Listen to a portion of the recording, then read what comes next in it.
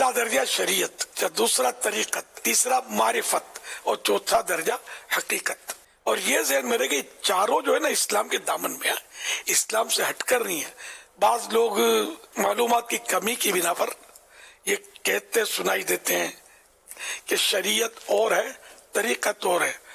بابا شریعت تو مولویوں کی ہے، ہم لوگ تو اہل طریقت ہیں. یہ ان کی غلطی ہے اور اس کو گمراہی علماء نے قرار دیا ہے. ذات سے ضلالت، جو کہ مطلب یعنی کہ عمل کی خرابی سے زیادہ بڑی خرابی ہے، عقیدے کی خرابی ہے.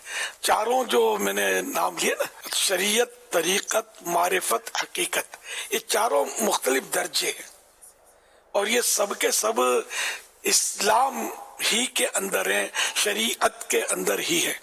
شریعت دراصل اللہ اور رسول نے جو ارشادات فرمایا، جو حکم دیا ہمیں، اس کا نام ہے شریعت. تو یہ باقی درجے بھی ہیں وہ شریعت سے ہی مطلب جاری ہیں. شریعت سے ہٹ گئے تو یہ مطلب یہ کہ گمراہی ہیں، پھر ان کی کوئی حیثیت ہی نہیں ہے اور ہے بھی نہیں ایسا. نہ معرفت حاصل ہوگی، پہچان اگر معرفت حاصل ہو بھی گئی کسی کو تو معرفت الہی نہیں ہوگی اور معرفت ابلیس ہوگی. جو شریعت سے ہٹ کر بولے کہ میں معرفت میں طریقہ، تو یہ پھر کوئی شیطانی رستے پر چل گیا. یہ پہنچا ضرور ہے لیکن شیطان کے قدموں تک پہنچا ہے، اللہ تک نہیں پہنچا. تو یہ بالکل ایسے جو بڑی بڑی لٹیں رکھتے ہیں اور کڑے پہنتے ہیں ہاتھوں میں، مزاروں پہ بعض اوقات اس طرح کے نمونے ہوتے ہیں، اس طرح کے ننگ دڑنگ بلنگ بھی ہوتے ہیں، بعض اوقات اس طرح کی باتیں کر رہے ہوتے ہیں اور مطلب یہ کہ ڈی ڈی کر کے مطلب لوگوں کو بس وہ بیوقوف بنا رہے ہوتے ہیں. تو ایسوں کی صحبت میں جانا نہیں، ایسوں کے چکروں میں پڑنا نہیں. یہ بعض وہ اس طرح کی باتیں کر رہے ہوتے ہیں کہ مولوی الگ ہے، ہماری مولویوں سے لڑائی ہے اور یہ ہم تو بس یوں پہنچے ہوئے ہیں اور فلاں. تو یہ بعض اوقات تصوف کی کتب جو ہوتے ہیں، تصوف کی کتابیں تو ہوتے ہیں، اس کی کچھ عبارتیں رٹ لیتے ہیں.